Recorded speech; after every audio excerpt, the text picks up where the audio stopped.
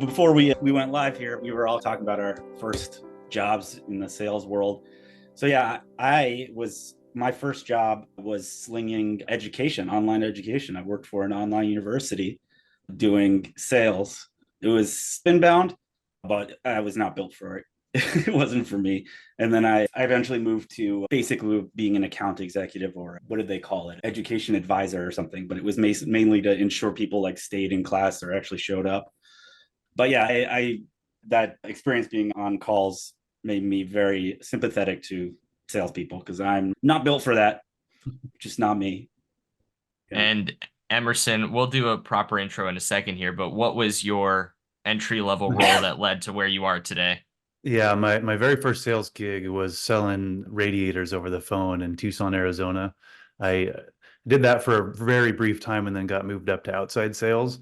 And I will tell you, if you go to a mechanic shop and they're not there and you go take a nap in your car in 115-degree weather, it's not very good for you. No, that sounds awful. Yeah. I would put that out there with my experience, which was selling timeshare vacation packages, Hilton Grand Vacations. That was an experience. If anyone has seen The Wolf of Wall Street, the office wasn't like that, but the culture of hustle and sell and close the deal very much felt like that. So if anyone wants to experience proper sales grind, that will do it for you. For those who are just tuning in, though, thank you very much. This is the Sprocket Pod. My name is Cameron Collins. I'm a revenue operations strategist with RevPartners, community manager with Sprocketeer, and we have my co-host here, Mark Lerner with DealHub, and our guest today, Emerson McCuin, director of RevOps with HAAS Alert. Emerson, go ahead and tell everyone a little bit about yourself before we kick things off. Yeah, sure. Yeah, so I oversee revenue operations at my company. I started out obviously selling radiators over the phone, but eventually got into SaaS sales and worked my way up from an SDR to an AE. At some point, I realized that my success was coming from the systems that I had set up for myself, and I was getting a lot of attention from leadership asking what I was doing. And at some point, I realized, man, I just this is what I'd rather be doing than making cold calls on the phone. So I made the switch over to RevOps. Yeah. And I would say it's gone pretty well for you, at least from growing and developing your education and career in the industry, just from having seen you contribute everything that you have to the community. So, first and foremost, just from the Sprocketeer community, thank you for being as active as you are, because I know there are so many of us who really appreciate it. Yeah, Uh, yeah. I'm a firm believer that to get ahead in your career, you help other people. Like always been my main focus in life and in work, and it's worked out well. And I know today we have a couple of really cool topics coming up. We'll be talking about how you can know your worth, how you really have to know your stuff in revenue operations to stand out and to move up the ladder. We'll be having a little bit of a technical conversation, diving in on best practices, some of the things that you implement at Hostler and things that other revenue operations professionals or HubSpot admin can apply. And then we'll talk a little bit about the differences in working for an agency versus working directly for a company. And Yeah. so I want to open the floor for you because I know this was a bit of a hot topic in the Sprocketeer community when it comes to knowing your worth. Mark, I know you did some research into salaries, and so we'll touch on that in a second. But Emerson, when it comes to just like being valued as a revenue operations professional, how does one find that line in the sand, if you will? Yeah, it can be tough. I think that I hear a lot of revenue operations folks who are frustrated because they're not getting the buy-in from the leadership team, or they're not getting there's not an understanding from on high how important revenue operations is to the organization. But those of us who are doing the work at the ground level fully understand how we can revolutionize and change the shape of a company and really drive the success through our processes. And while it's challenging, there's definitely some things that we can focus on to gain the attention of the leadership team and to win them over on our side. And yeah, I'd love to talk a bit about some of those, but that's the overview of my my feelings about the topic. I'm curious to hear your perspective because I know that I have been in many meetings, if not most of my meetings that involve C-level executives. I think that there are many revenue operations professionals who do end up having those conversations with either senior leadership or the executive team. And when it comes to understanding where you fit in the role of an organization, I think that it's a little interesting where sometimes maybe revenue operations professionals, because they don't have that executive title, they feel less than. And so, how have you navigated that relationship of understanding that your contribution is at an executive level because you have your seat at the table? Yeah, so I think my background in sales helps there because it's sometimes to win over the C-suite, you need to have a champion. And so that's something that I focus on, right? It's whose job can I make easier? Who can I make appear more successful? And a lot of times for me, that's VP of sales, right? If we have processes that are frictional in the sales process, and we can begin to remove that friction, and we can introduce strategies, and we can show them, hey, you have this number to hit this year. Here are some strategies that we can implement to make sure that you hit your number. You're their best friend. And the same thing, I really love the relationship between RevOps and your CFO, because the CFO is all about efficiency. And so if you can show them, hey, we're inefficient here, we're spending so much money here, here are some processes that we can change to bring in more revenue at cheaper costs, they're going to love you. And if you can really show them that you know what you're doing and they believe in what you're essentially selling to them, then they can be your champions and they can really do a lot of that political work in amongst the C-suite team to allow your initiatives to come to fruition. That's an interesting tack, to co-opt the CFO as your internal champion. Mm-hmm. Yeah, I think many people working at companies the CFO has had a greater impact lately, especially as budgets are being more closely scrutinized and the kind of open purse strings that we all enjoyed a few years ago have gotten to tighten. So it seems that the CFO's role has become increasingly important. And so I think it's a smart idea to hitch your wagon there as someone in RevOps. I like that. Yeah, and so I think that you mentioned something interesting for yourself that I really resonate, which is having that background in sales. And I think it was a couple weeks back, you and I had a conversation about interviewing sales reps and how the leadership team shouldn't have hesitation on revenue operations talking to sales. And I'm really curious to hear your take, because I know for me, I was the sales guy that wanted to be friends with the RevOps guys because I knew they knew how stuff was going on behind the scenes. And so, what's your take on having that relationship directly with the guys who are on the phone selling and bringing in the revenue? Yeah, I like having a close relationship with my sales folks. And I'm somebody who will work with particular sales folks and say, hey, I'm going to pilot this strategy with some individual, and I strategically choose which reps I may use because I know that they're hardworking. And if they're just given the right tools, like they can blow their numbers out of the water. And I can use them as an example to say, hey, we should roll this out to the rest of the team. The issue with that is you should have a good relationship with your sales leadership team before you start doing that. And if you do, like my VP of sales trusts me, he sees me as a strategic partner. And so he knows that if I'm working with the sales reps, I'm not going to lead them astray. I'm not going to work against his goals. I'm not doing it for my own, sense of glory or acknowledgement, but this is to ultimately support him and his goals of making sure that his team's hitting their numbers. I'm also aligned with his strategy and making sure that I'm communicating, hey, here's how we can increase our average deal size by giving these target accounts to this particular rep. And let's work with marketing to do some account-based marketing to these particular accounts. And let's see the return on our investment with this small sample size. And, and typically we work at a company where we're a startup. We're figuring out our processes, but this company was grown organically. And when that happens, a lot of times they're not thinking ahead of time, how do I build this to scale? So that's what I'm coming in here to do. But that means a lot of our processes are messy. And the sales folks sometimes are like, where's our direction? And so they're really appreciative when someone comes along and says, focus on these accounts. Here's how we're going to strategize. And I work closely with them, regular meetings each week to look at their target accounts. And I think they're leaning on me more and more to understand, oh, Emerson has a really good strategic mind. I'm going to lean on that and for some guidance. So. Yeah. I remember back when I was still in a sales role and I was moving toward a path of leadership, I sat down with the CEO at one of the companies I was with, and I'd asked, how do I go from being sales rep to executive level? And something he said that had always stuck with me is, Cam, you're really great at sales and you know your numbers. But what I would need from you is being able to not just know your numbers, but know everybody's numbers and be able to take that and then build reporting and extrapolate on it. And Mhm. that was really interesting because it took me from being a mindset of how do I perform to how do we get everybody rowing in the same direction. Yeah. And then moving toward revenue operations, of course, you take that and you pour fuel on the fire. What are some of the key things that people who are starting on the revenue operations journey, or maybe they don't really feel like they have everything figured out? What are some of the things that you feel like maybe they should focus on these key areas that can really help them to earn that trust and be viewed as a strategic partner rather than just a RevOps employee?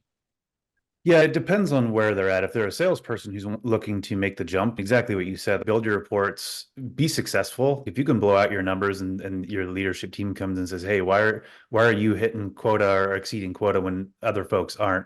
And you can show them that it's due to your processes, they're going to want your assistance. And if you're the type of person who can share that with the rest of the team and you're not trying to squirrel away your little secrets, they're going to appreciate it. And they're probably going to come to you and ask you for help. I think that's in any organization, that is a very valued person.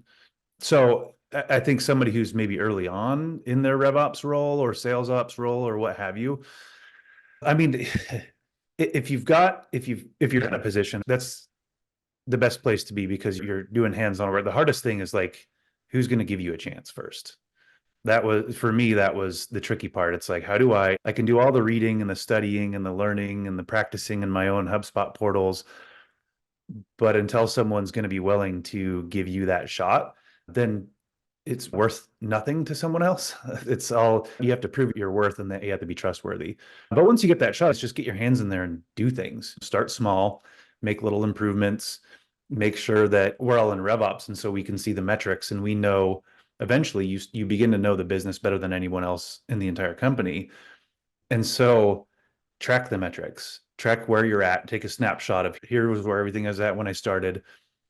In 3 months, here's where we're at now. And in a year, project it out, here's where we can be. And then have a strategy to get there.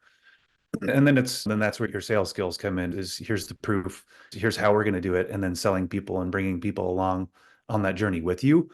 And I think that's how you start to develop more of an executive presence too, right? It's, hey guys, here's the larger strategy. Show that you understand what's happening at the higher level and how you work that down to the very base level day-to-day operations. So that's what somebody in a C-suite level operations role needs to have, is how do you tie in the day-to-day with the greater strategy? And there's not a lot of people doing that. And I think part of that is because the lower you get, the less insight you have into what's going on at the higher level. And again, that's where your partnerships with your CFO or whatever other leadership partnership you can build, have good relationships there, and you'll start to understand the bigger picture just in the way that they're talking, and they'll give you insights. And that's my main focus at my company and how I went from zero to where I'm at today is through that strategy. And what you were saying earlier about if you start hitting your numbers and doing really well, people will come and ask you how. That mirrors a lot of, I think, your own story, right? So you and I, a little backstory for the folks at home. You and I interviewed you at Inbound when I met Cameron as well, and you told your personal story, and it was very similar along those lines, which was actually a fascinating story. So yeah, it sounds like you're not just saying that abstractly. I think it's from personal experience. Yeah, and really quickly, just to fill in, I was very successful as an SDR. And before I made the jump over to AE, they asked me to write the playbook because I've just showed them my systems and they're like, we need this throughout our entire SDR team. And then when I was in AE, I was very successful using similar strategies and just expanded on those. And then eventually I got into a role at a different company where I was in AE and was very frustrated by it was a very large organization, and I couldn't get in there and create my own systems, and it was holding me back from being successful. They were a Salesforce organization. I figured out that I could connect HubSpot to my email portal so I could build my sequences in HubSpot. And I used HubSpot as a shadow CRM to run my own little operations within the company. Was super successful, started getting accolades at company meetings, and AE started coming to me saying, what are you doing? Can you show me? And I showed them my portal and, can you build this for me? And so then I started doing that. And that's when I realized like, I'm tired of selling. I want to do this. And so I made the transition. Yeah. And so you knew your worth with that. It's like, I think, a good transition, because from what I remember you saying, there was someone that had posted a question about looking for someone in a RevOps role and wanting to know what that job description was. And you basically were like, forget the job description, let me do it. And because you had the conviction and knew that you had value. And I think that was awesome. But there may be folks out there that are holding back a little bit and not fully sure about their worth. So I think it's a good transition into kind of some of the stuff we were going to talk about with that. Yeah, I want to give everyone a little background about some of the research that we did that Cameron mentioned earlier. When I started at DealHub here 6 or 8 months ago, I was going through some of the old collateral, and there was actually this research that was done that never saw the light of day, because they had done kind of an analysis of salaries for sales ops, rev ops roles across the US, but it was meant to come out like mid-March 2020. And the day it was supposed to come out, the whole world shut down. And so it just got shelved. And I found this research, and it was pretty fascinating, but I realized that if I went back and conducted the exact same query on the same sources in late 2023, we would have this perfect view of directly before and post COVID and how that impacted.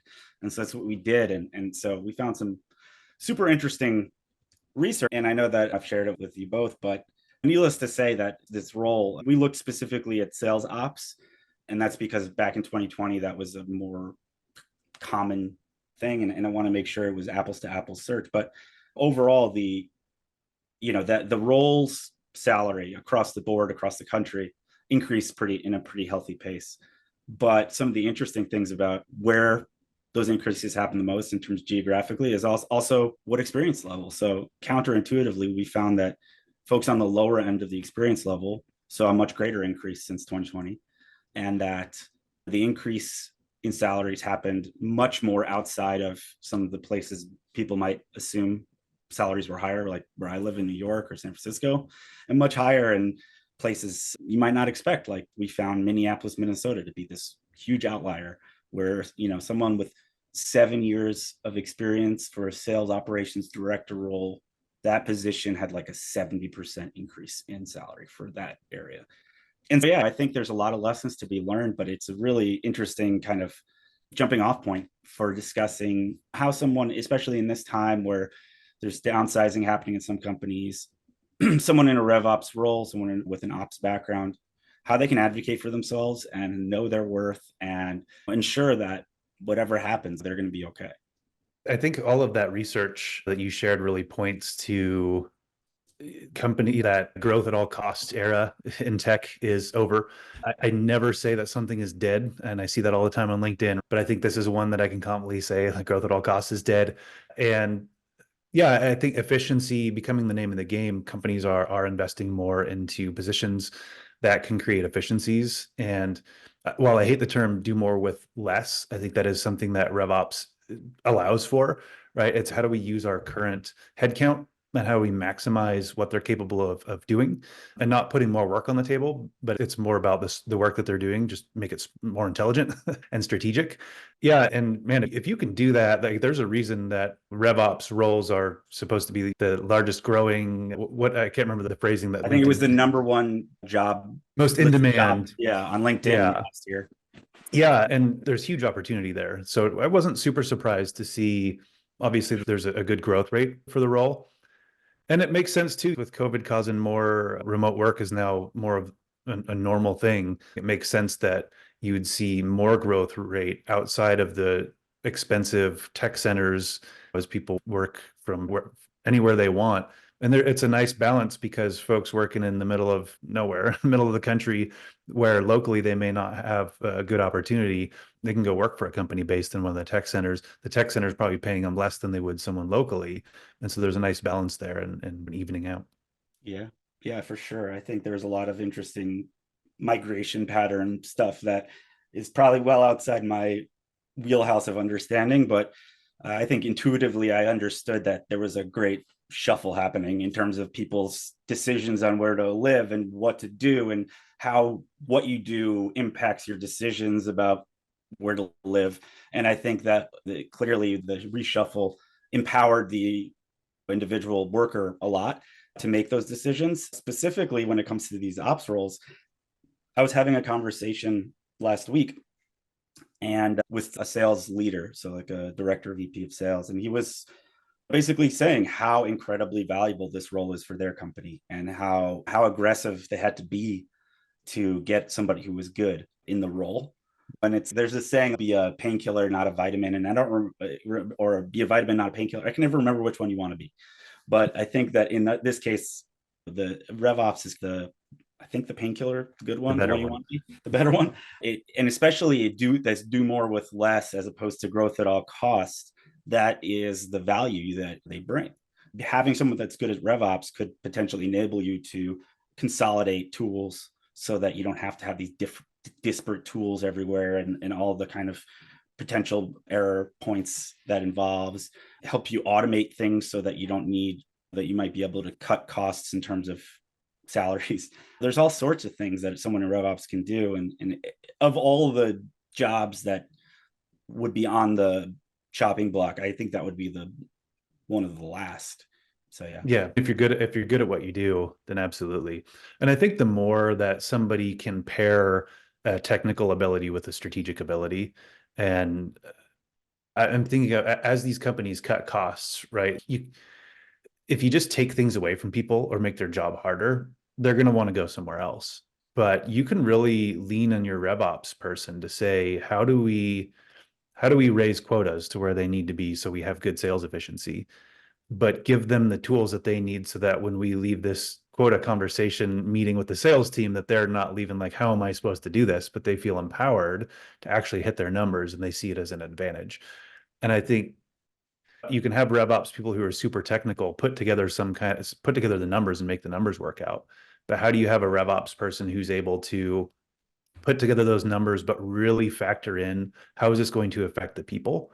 And that change management piece is huge for success in a RevOps role. Like, you have to think about the people. That they always say the RevOps is data, people, and process. And it was actually my CEO said, you should always put people first in that whenever you talk about it. People, process, data, but doesn't matter what the other two might shift, but people should always come first. And I think that's absolutely true, especially if you want to move up in a RevOps role. Yeah, I would agree with that from the perspective of revenue operations is about empowering and enabling. And so it's not, I would say by design, it shouldn't be about having to constantly correct and fix bad behavior. It should be about enabling and facilitating good behavior. And to the point that you made about being technically inclined, and this is a definition that I had picked up from Matt Bolian from his RevOps summer school. He had defined revenue operations as the science of sustainable revenue growth. And I really think that resonates, especially now more than ever, because it's not just about how do we generate more revenue, but how do we do it sustainably? And one thing that I would like to suggest as a hot take, and Emerson, I'd be curious to hear your opinion if you agree or disagree, but I feel like it's important as a revenue operations professional to be extremely technically competent and to be strategic. So you have to be both. And I feel like companies need to make sure that they understand and respect the boundary and the line that is expected of them to execute on the technical side.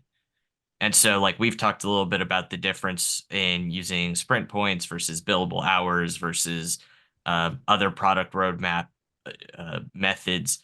But what would be your opinion as far as a company that says, I expect you to build this, or I expect you to do this next week? And then the RevOps professional now has to draw their line in the sand and say, this is how it impacts other things, or we can't move that fast. You can't expect that of me. Yeah. I mean, so RevOps should be a strategic partner role. And if you're a strategic partner and someone puts something on your plate and they have these expectations, and you, through your own experience and through your understanding of implementing change throughout an organization, that's not going to be plausible. It's not going to be successful. I do see it as your responsibility to push back on that. And ultimately, it depends on if you are working for an agency where you don't have the day-to-day working relationships. Maybe that's a little bit more challenging and you can make your recommendations, but ultimately it's up to the client. Me working embedded within one company, I do have more, I've been able to invest, I think, more deeply in the relationships that I have and built trust. And not to say that you can't have that trust in an agency. I definitely think that's an important piece. But it does allow me to say, look, I'm just not able to do that right now. I will get to that in a month. I will, or this process is going to take 3 months because there's a planning phase and then there's a deployment phase and then there's a review phase. And so often if we skip that review phase, our anything that we've rolled out, no matter how perfect of a process it might seem, is going to fail. And so we're gonna that was one of my initiatives for 2024 is let's stop the change whiplash for our folks. Let's make sure that we're doing this intelligently. And I think they understand that's valuable. And as much as it's like move fast and break things, we need to temper that with sometimes to move fast, you need to slow down. So I want to pair that with a question that was posed by one of the viewers who's watching, and they had suggested that when we look at people process data, it should be in the order of people first, right? And the suggestion that they alluded was we put the data part last because the last thing that we want to do first is replace the tech stack or add new software. And so just wanted to get your take on bringing that full circle with when is it appropriate to say, okay, let's bring in new software, let's update the tech stack versus let's update the behavior? Or how do you go about breaking that down? Yeah, I'll use a DealHub example. Our sales team was so used to using this one contracting tool. And I'll tell you from a data side, from a process side, it was absolutely terrible for us. Mm. And I did a demo with DealHub and I saw that this would solve all of our problems on the back end. And the thing is there was certain pieces of this old this old contract tool that our salespeople were so reliant on that it blew everything up for us. And it was frustrating for us from like our financial team was frustrated with the whole thing. I wanted to move over to this because there's so many manual processes that we had to do with this old system that the salespeople never saw. But ultimately what it came down to was the sales team at that time period won out. And so we continued with our old tool and the rest of the team, the process wise, like we dealt with it all. And part of that was on me for not including the sales team more, for not putting people first. I was putting process first. Yeah. And that whole transition failed for us. And we were able to work it out and figure out a longer term plan for the change. But so that was an area where there's so many different tools that I would love to implement at our company. But I know now that I have to say, I'm going to implement that tool a year from now, or 9 months from now, or 6 months from now. And here's the plan to get there. And that whole time I'm including people from day one. Otherwise, it's not going to be successful. Yeah, change management is a killer. I have one of my earlier jobs in my career. I was working at a company that kind of was trying to transition from a more old school process to the current millennium. And they really were challenged with it. So like sales people were working out of spreadsheets and like they were paying for Salesforce and no one was using it because the salespeople just they were used to what they were used to and they didn't care. They had their own thing and they don't care about notes and tracking and all that. And there was never buy-in that was gotten internally. And so they were just paying for Salesforce, which was quite expensive. They still had the same problems where they just weren't getting visibility over their sales reps. And some of the people on that in the sales team had been there for 20, 30 years, and they're not interested in the cognitive investment that's required to learn a new tool. And I, as somebody on the outside looking in, I didn't have a solution for it because it's hard. I don't know how you actually overcome that. It's tough with sales teams too, because I think they have a lot of leverage in the company. Yeah. And when a salesperson is able to say, if we change this process, I will sell less, then that goes a long way when people hear that. And obviously nobody wants to see that. And I think that there's certain tools that are coming, like Supert is a really cool tool because It makes the salespeople's jobs a lot easier. It's actually a venue for introducing change, which is something that I want to start leaning on it for. You can have, because you have your knowledge base right there, and then one spending time right in HubSpot. And so I'm looking at using that tool as, a way to introduce different ideas, a place that they can go all in one place to answer their questions. I think a lot of that change management comes to, how do I do this simple thing that was so easy for me, and I had the muscle memory to do it before, but now here's this change. If they can very quickly go to a place and say, do a quick search and say, how do I do this? And it's all laid out right there in a very easily understandable way. One of the things that I want to implement for my change management in 2024, if you haven't noticed, change management is kind of one of my central pillars to focus on for 2024, would be to have some kind of a knowledge-based system where it's very easy to then implement the rest of the changes that I need. How far have you gotten as far as exploring Supered for learning and development and learning on demand? Yeah, I'm just cracking the surface. I'm just breaking into it. I just saw that they had released, I don't know what they were calling it, but it's the ability to enforce like an update. So when a user logs into HubSpot, there's a window that pops up. Yeah, And the when I process saw rules. that, oh yeah, so many gears started turning. I'm like, oh man, that's going to be good. That is huge. And I know we talked about doing a little bit of a technical conversation today, so I'll do a super quick screen share. But I get really excited about Supered because I know for me as a sales rep, I wanted to do one thing, and that was sell. And I think most sales reps share that sentiment. They want to do their job, they do want to do it well, they want to ramp quickly. And anything that we can do in revenue operations to enable and facilitate that becomes a win. And so one thing that I've done, which I encourage and open you to adopt, but you can build a training and development dashboard. This is my version for HubSpot onboarding, but then you can scale it out to be relevant for company specific content and processes. And so it becomes a really exciting way now where you can both have learning on demand through Supered, you can have HubSpot training and content, but then you can also have company specific content and processes as well. If the wheels weren't turning, I hope they may be turning a little bit more now as well. I think you can embed like Loom videos Yeah. to show people how to do things. Like it's a crazy tool. And I'm only scratching the surface on it. And I think what we need to do is have a session with who's doing, I know that Scott from Squad 4 did a really amazing, like what you can do with Supered. He does some amazing things. Yeah, there's your video embed. That's fun. Yeah, it's one of those tools where it's just, man, the opportunities are endless as far as how you use it. Yeah. So I know when it comes to being able to really showcase your worth and climb the RevOps ladder, so to speak, RevOps in itself is a black box. There's so much to learn, so many avenues to go. And then you put it in the context of being a technical expert within HubSpot, that multiplies it exponentially. What are some things that you've found, and this is a super broad question, so pick anything, but what are some things, or what is a thing that you found that can be best practices that could be applied, whether that's how we gate and stack sales stages, or creating and using life cycle stages in HubSpot that maybe don't exist by default, right? I know there's a few things that out the box as a RevOps pro, most of us could probably go to any company and say, yeah, let's fix this.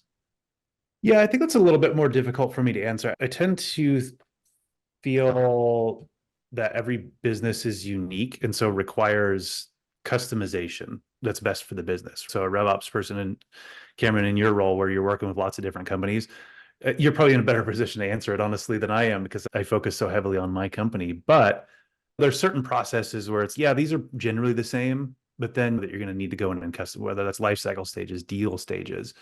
And the best thing that you can do as a RevOps person is tailor processes to the company and to the people.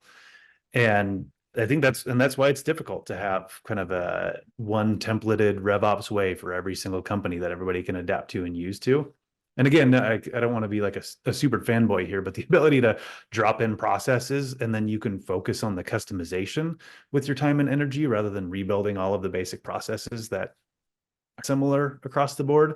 But yeah, for me, I think I do feel strongly like deal stages. If I'm building out deal stages, they should be customer centric. It's what does the customer need to do in order to buy from us? not trying to force them into our processes. I just think that for me, that's a best practice as a customer-centric viewpoint. I think as a philosophy for salespeople to think about how they're partnering with the customer to go through the sales process, like the language should match how we want to be viewed as a company. I think that's an important piece. I like clean processes. So I think that deal stages they need to go through every stage of the process. There's very specific things that need to happen at each stage. And I'm a believer that like those should be automated. So when the properties are filled out, all those specific required properties are all met, then the workflow transitions to the next stage. That is something that I firmly believe in. I have people within my own company that, what about this stage? We want to add this stage in, and then you can have this deal stage process that's 10 extra steps that you don't really need in my mind. And so a lot of it's fine and balance. I don't want to force people into my specific systems just because I like the cleanliness of it all. So yeah, I think there's a lot of compromise that I have. I'm curious to hear your thoughts on though. Like, how do you work with all these different companies? What do you do? Yeah. So to your point, where every business is unique, that is absolutely true. I think that when it comes to commonalities, there are oftentimes trends that I've seen. So, for example, life cycle stages oftentimes aren't defined or fleshed out. And I would say, I don't know if this was the case when you started building the HAAS Alert instance way back when, right? But they have all the default settings. So it will automatically create an opportunity when a deal is created. But maybe you have a stage 0 and you don't consider that an opportunity because that's an SQL. And so you don't want that to automatically turn on. Mm-hmm. So I think there's a lot of little settings like that where HubSpot out the box is great. It's fantastic at what it does. But when we look at it from a RevOps lens, it really requires us to go in and look at how do we take what is out of the box and then make it tailored to the business. I would say a general thing that companies could be mindful of is lists that are not being used for anything, whether that's reporting or workflows. The amount of lists that have never been opened that have no practical use, a lot of technical debt that could be reduced. And so I think that that's the high level stuff. Mark, I know you're not super in it with a deal instance on a day-to-day necessarily, but I'm keen if there's anything that you've seen or heard or experienced in the community or so this idea of technical debt is one that's on my mind a lot, not specific to my current role, but just generally from experience previous and current, as well as people I talk to. It's these systems that people use, let's say CRM, regardless of which one, is so critical to all these other systems that any can't delete an object or a field, or else you're not entirely sure all the things that are reliant on it. And so you just add on top of it, and it builds this huge pile of, as you said, technical debt. And then somebody new comes in, or someone takes over that role, and they're looking at 1,000 fields and a bunch of custom objects, and they have to untie this Gordian knot and figure out what's important, what's not. And it's hard. And yeah, I actually am interested with, for you, Cameron, I know because you work with a lot of accounts. Is it usually people that are just getting started, or have you ever been brought just an absolute jungle of fields and objects that you had to parse through to make things work? So no, I don't want to say more often than not. There's a good mix. Yeah. There's a good mix. And even in the Sprocketeer community, I've seen a lot of our community members who are freelancers or work at other agencies. And oftentimes the question gets brought up of, okay, I'm in a brand new instance. It has 900 workflows. There's 1,000 lists. There's 800 reports. Where do I start? Now, being able to answer that question, it depends, right? Where do I start? It depends. But oftentimes the instances that are totally empty, where we're starting from scratch, those are fun because we get to take them from 0 to 100, and I get to be the architect and I get to see everything built. The ones that have a lot of technical debt that's already in there, there's more cleanup, but it's very satisfying when you take something and, oh, there's 45 dashboards.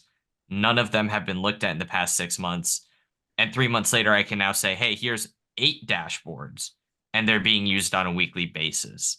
So there's a lot more to untangle with an existing instance, but again, there's a lot of universals that I've seen, whether that's, again, the way that life cycle stages are treated in default, whether it's having naming conventions for templates or lists or workflows, or adding a description to your workflow. So it says what the intended purpose of the workflow is. That's an oversight that I would say virtually everyone makes across the board. I think we're all And guilty of it at some point, right? yeah, and so that's something that I now am a little bit more mindful of because I've had to work against it so many times. But yeah, I would definitely say it's an interesting experience on my end where I've only been on the agency side. Emerson, I know you've only been on the company side. And so I think that there's an interesting difference in not just like the volume of things that you see. Obviously, I will see a lot in a short period of time across different industries. But I think that the way that we're able to learn how to be a RevOps professional is very different as well, because you report directly to key stakeholders that they're on your W-2 or you're on their W-2, right? And I work for the company, right? I work for the agency. So it's I think also an interesting dichotomy between both of those experiences as well. Emerson, I'll let you add any input on. Yeah, as you're talking, like I'm feeling this weird anxiety where I'm like, God, how do you know in an agency role where you look at a portal? It's because there's so many, you could pull on this string over here and then it affects something way over here. And I have built like this understanding of my portal over a good amount of time to know generally if I pull this string, it's going to affect this. And so I need to Right. talk to that person. And I still get myself in all sorts of trouble. I'm just like, God, how do you do that in an agency role? Do people just start, what's happening here? You messing up my systems. Yeah, I have some experience with this dealing with some other CRMs, let's say, that have it's just built on top and built on top, and you're like, you have this field and that field, and they're like the same. You're like, what is the difference? What happens if I delete this? It feels like that guy trying to defuse a bomb, and he's like, do I cut the green wire or the red wire? And at a certain point, you're just like, oh, I'll just take a shot. But yeah, Uh, it's terrifying. And I feel like, Cameron, you have to have a solution for that, right? I'm sure you have processes built into how you work with clients to mitigate. Make them love you so much that when you accidentally create 10,000 deals, they don't want to fire you and kill you. But no, the yes and no. So I'm not going to lie. Like I've made the mistake. We've all made the mistake of accidentally doing something because of some type of oversight or unintended consequence of something that was existing long before we were involved, right? It does happen. And candidly, that's why, speaking for myself, I tend to get other eyes on things before I turn anything on. So I will have the stakeholders sign off on, hey, we're going to turn this on. This is the intended effect. Please review to make sure there's no other things that should affect it. Now, fortunately for me at RevPartners, we have a wonderful team as well of technologists, engineers, developers. So oftentimes I get their eyes on things that where they will catch mistakes that I might have made. And they're really good at being able to pull on the thread and say, hey, by the way, if we turn this on, there's 4 other workflows that are going to conflict. So let's bring that up. So candidly, I'm not always the one that's finding exactly what's wrong with let's just go live. Sometimes that is my knee jerk reaction. But at the end of the day, I do tell the stakeholders, like, you are going to sign off on us on this going live, and we are going to be jointly responsible for what happens next. And I'll take ownership of fixing and troubleshooting and making sure that, if I broke something, I fix it. That alleviates the pressure of, oh, what did I just do? And nobody else knew what was going on. Interesting. There's no undo button in RevOps, unfortunately. So yeah, No. you got to Yeah. be careful. Yeah, But if I almost feel like it would be cool if there was a restore point in HubSpot. So just like Oh a man. computer can have a hard restore back to a previous date, I feel like that would be helpful in HubSpot. It would be very dangerous, and I feel like only one person should ever have access to it. But like a nuclear key code, you have to have 2 owners, and only the owners can jointly set it up. I don't know, but it sounds like Yeah. a great business idea. I know that many websites have that so that you can revert if something happened and everything crashes, you can go back to a previous version of it. Yeah, sounds like something we should do. But then I have had instances where I've had to export everything from HubSpot because I turned on a workflow that might break stuff. And then as a backup now, at least I have all the sheets. But yeah, I've had a couple. Coefficient, which is a tool I use quite a lot. They released the feature where they can essentially it pulls data from HubSpot into Google Sheets, and you can do all sorts of analysis and things. But they released the ability to push from Google Sheets back to HubSpot, and I happen to have a spreadsheet that was it saved me because it was like a snapshot that I took months ago, and I accidentally changed the close date of a bunch of deals. I didn't even know how I did. I know how I did it, but it was stupid. But anyway, Coefficient saved my butt because I could just go back and restore all of those. And I'm like, yeah, that's why I was thinking, Mark. I was like, how do you turn this into a product? Because this was great. Yeah, I think about it over the weekend. Yeah. speaking of products, something that I like to ask a lot of people in the community, and I think we talked about this at Inbound, but the notion that your CRM is a product, not a project. And I'm curious because I've spoken to some people that say it's semantics. I don't feel that way. I think there's a very clear difference. I'm curious if you've heard that, if you recall that, or you have any thoughts on it. Yeah, I don't necessarily know the difference between project and product. I think maybe product is more what people are saying is there's more emphasis on this is a continually evolving. You need to listen to your end users, get their feedback, make sure that it's just the most usable, user-friendly thing that you can. And there's no project end date to that. It's a continual process. Yeah, it's not a fixed point in time where you say closed, project closed, on to the next thing. It's a continually evolving thing. I would definitely say that is applicable to a lot of things that unfortunately aren't seen that way. I think there's a lot of rigidity in the way companies do processes and tools where it's okay, this is done. Now let's move on to the next thing in the sprint. Never really looking, hey, things changed. Do we need to adapt to those changes? Yeah, and that's the very reason why I added there's a very specific review period where you don't just pile up a bunch of projects during that process. It's no, we need to look at the changes, get user feedback. And for me, that's generally about a month of time where I'm like, all right, we made the changes. Let's see how it works before we just jump on to the next thing and forget about it. Do you have folks on your team that are like beta testers for you before you like release it to a larger, if you make a change like that? Yeah, a lot of times my CEO is really focused on change management. And so one of the things that he had said is find your most pain in the ass end user and use them to test out because they're going to tell you regardless whether they like it or not. So you may as well make it a useful process. And so I started doing that for some of the major things. And I'll tell you, it's not like always the most pleasant experience. I'd love to have someone testing it who's like really good at giving constructive feedback. But I'll tell you, it is really useful to have someone who will just tell you how it is and how much they hate everything that you've done. Okay, fair enough. Let me fix some of this stuff. And honestly, yeah, I recommend it to everybody. Just find your biggest pain and use them to trial out these new features. With that, I know we'll be wrapping in a second here. What I want to do, Emerson, is give you the floor to speak to any revenue operations professionals out there, any HubSpot users, and just offer up any advice, whether that's mistakes you've made that they can learn from or general advice that can help others to grow in their careers.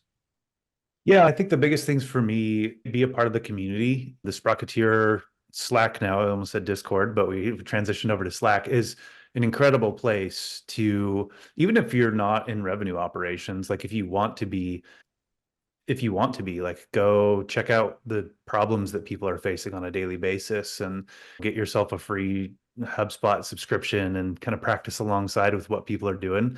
Or if you are in revenue operations or a HubSpot user, like definitely join that group. There's some other groups as well that I'd highly recommend. But yeah, be a part of the community. Always focus on helping others. And I think get ahead in your career. We're all inherently selfish. So if you can use that to your advantage and support people in their goals, really understand what motivates them and make sure that the work that you're doing is in support of that. And I think you'll go pretty far. And then find yourself a mentor who knows a little bit more than you do or a lot more than you do. And I think that can help you avoid a lot of mistakes in the learning process if you find someone who's willing to spend the time with you each week to keep you on track.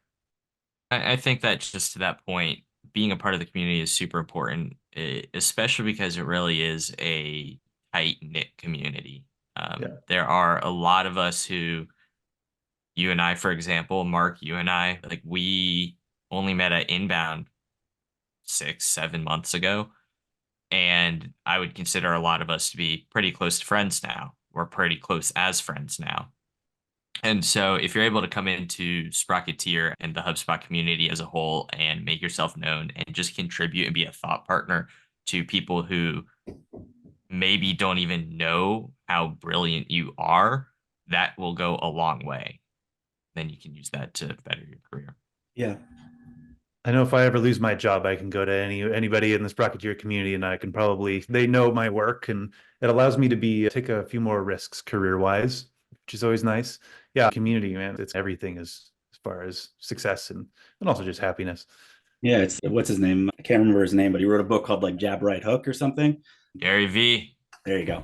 And the whole idea was that you give and build up that kind of equity, and then when you need to ask, it's there.